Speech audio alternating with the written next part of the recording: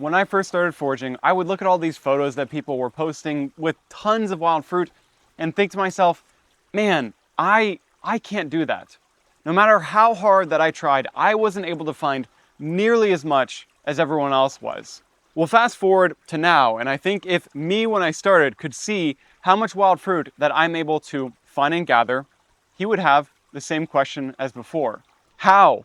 How is he doing that? How is it possible? Well, it turned out that I was just making a couple of simple rookie mistakes that are easy to correct. So stick with me because I want to show you how to find more wild fruit than 99% of other foragers. You know, that makes me think of that thing. What is it that like 78% of statistics are made up on the spot? Anyway, looking back, I was making two major mistakes that meant that I was never going to find much wild fruit. So for the first one, let me walk you through what my process was for attempting to go out and find them. I would read in my field guides and see other people posting in groups, so I had a pretty good idea of what the right fruiting season was. And when it hit, then I would go and start actively looking for them. Big mistake. In my opinion, it is never a good idea to try to look for wild fruit at the same time as the season is going on. For many of them, the window is really small, so by the time that you get to them, they're likely going bad if you find them at all, because for a lot of wild fruits, they aren't very visually easy to spot when they're fruiting. Okay, so then, when should you go looking? To me, there are two good time frames. The first one, believe it or not, is in the middle of winter, and here's why. For one, a lot of low and dense vegetation tends to die back in the wintertime, so you're able to move around and be mobile much more easily. Because it's all died back, you can see much further away. In addition, there isn't any major harvest season going on in the middle of wintertime, except for maybe a maple syrup at the end. But other than that, you can really focus all of your attention and energy just on scouting for wild fruit trees. But this is something that most foragers are just not able to do because they can't recognize trees without their leaves. The funny thing is, it's actually quite easy and approachable if you know the right details to look for. So first, we are going to investigate the distinctive winter characteristics of 5 different abundant and common wild fruit trees. And then I'll tell you about that other big mistake that I was making because they kind of work together. And by the way, if you're watching this and it's not the winter time, I think there's still going to be a lot of value for you.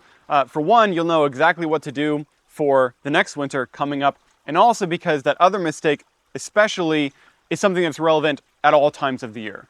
And just really quickly before we begin, I wanted to let you guys know that as we're going through all the details, you don't have to worry about memorizing everything because I've put them all in these downloadable guides right here that you can get access to, and I'll tell you about that a little bit later on in the video. Oh, I almost forgot. The first one that we're going to look at is wild plum. In my area of North Alabama, the most common species of wild plum is Chickasaw plum, Prunus angustifolia. But the details that I'll show you broadly apply to American plum, Prunus americana, as well.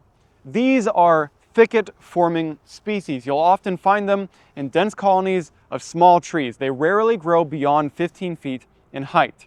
I have gotten more than a few scratches reaching for the fruits from the many thorns that can be found growing from the branchlets. It's always worth it though.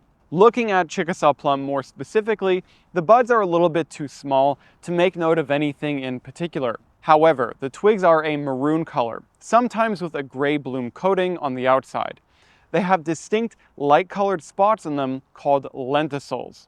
As the tree ages, those lenticels will stretch horizontally on the bark. Only on more mature trees will the bark become rough and flaky enough that you won't be able to see them much anymore. The buds are alternate, but you'll often find them growing in clusters on spur shoots or even at the base of the thorn. The clusters themselves will alternate as well and are where many of the flowers and thus the fruits are going to occur. Mulberries are a really cool fruit tree. The fruits are botanically called a collective fruit, and they have a bit of a chewy texture that I think is really, really good. People often get confused with mulberry species, and myself included at one point in time. Inevitably, you'll find trees with red fruits on them and call that red mulberry. However, chances are that's actually white mulberry, especially if it was in a suburban environment. Most of the time, white mulberry, Morus alba, produces red fruits. And what really threw me off was that I actually had a white berry producing tree in my neighborhood. White mulberries are non-native and in my experience far more common than the native and true red mulberry, Morus rubra. That's what you see right here. Mulberries are small to medium-sized trees. The native one is larger and can potentially grow up to 70 feet tall. The bark of the younger trees is smooth, but starts to develop vertical cracks, and eventually these form into long and somewhat intersecting ridges with age. They have smooth twigs that zigzag slightly. The buds have many bud scales on them and usually darker margins or edges. The buds at the ends of the twigs will be roughly the same size as the ones on the sides, so we call them false terminal buds.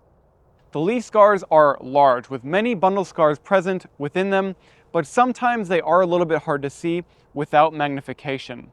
If you're interested in distinguishing red mulberry from white mulberry in the winter so that you can promote the native one, white mulberry has stubbier buds that are usually much closer to the twig, and they often have an accessory bud on the side. Red mulberry has larger and longer buds and usually does not have accessory buds. And there are so many reasons why foraging for wild fruits is one of the best places to start if you're a beginner. They are easy to identify. Many of them are very common, they're delicious, and with most of them, it would be exceedingly difficult to harvest them. Just also make sure that you're aware of the life cycle of the tree that you're gathering from, and of course, don't ever take more than you need. The one thing that I would ask of you as a fruit forager is to try to propagate the tree that you're gathering from in some way, whether that is scattering seeds in a new area that is viable for them to even planting them in your yard. As foragers, remember this: we are members of the ecosystem, and this is a great way that you can do your part. The next tree is also one that can easily be found in urban and suburban environments, as it's often planted in parks and as a landscaping tree. It would be a disservice not to know this one because it's serviceberry. Huh? Anyway, I feel like I'm reaching a little bit calling this one a tree. It's more of a shrub, although the one that I'm standing next to does have more of a small tree growth pattern. It is usually multi-branch at the base and it has gray, smooth bark. The buds of these trees, to me, are the most distinctive on our list. They're usually red in color overall, long and somewhat lance-shaped. The edges of its bud scales are usually darker in color and they have white, web-like hairs coming from them. The buds are very obviously alternating, and although this tree does have true terminal buds, the lateral buds on the sides are much larger than what we see with a lot of other species. So the next time that you find a shrub that has some of these characteristics, take a closer look. You might have just found serviceberry. You can always share photos of your findings on my online foraging community to get help with identification. Everyone is welcome. Check the description to get your invite. Speaking of the description, that's also where you can find a link to get your copy of the downloadable guides that I mentioned before. We will return to a slightly more wild tree for this one, and I'll be honest with you, it is my favorite on the list. May I present American persimmon. Where do I even start? There are so many cool things to share about this tree. While serviceberry had the more definitive buds, I would say that persimmon has the most distinctive bark. It is dark brown and develops into a blocky pattern. Most of them are almost perfect squares. When the bark is younger though, it will start to form the cracks that will eventually develop into this, and in the furrows in between, they will be slightly orange. When it's younger and the bark hasn't taken on this iconic form yet, it can still definitely produce lots of fruits. So we'll also look at identifying it by the twigs and the buds. Again, these are very distinctive. The twigs are brown to gray and they're covered with fine hairs. They may be difficult to see without magnification, but it should feel fuzzy to the touch. The buds are dark and triangular. they sit atop leaf scars that have a single prominent smile-shaped bundle scar within them. The one caveat with looking for American persimmon is that they are dioecious, so there are separate male and female individuals. If you are after the fruit like me, then you're looking for the females specifically. Sometimes the fruit can persist on the winter branches well into the season, which would be an obvious giveaway. But if not, you can also look for the detached calyxes from the fruit on the ground and sometimes in the branches as well. Oh, and just for the record, while we're here, that whole don't harvest before the first frost thing with persimmons, that is total nonsense. Can we make 2024 the year where we finally put that myth to rest? That would be awesome. Because the bark is so obvious on persimmon, it's a great time to mention a really underrated foraging tool for scouting: binoculars. In the hunting community, these are a must-have, but I think that we foragers, we're still kind of warming up to them. Since I've got these, I've been using them all the time for locating trees like persimmon, as well as good acorn or hickory trees. If you want to get the ones that I'm using, which I think offer a lot of value for the price, then I have it in my foraging toolkit, which is in the description. Binoculars will also help you to spot another important detail for fruit trees for recognizing them. As I mentioned before, for most species, there are two good scouting windows. I would say that winter is usually the second best in terms of how easy it is to spot the trees. There is often one better time window, but it's different for each species. If you're interested in learning about that, then you can subscribe to my channel because I'm working on a video on that right now. So we have one tree left, but first, everything that we just learned won't get you very far if you are still making the second mistake that I was doing, which is looking in the wrong place.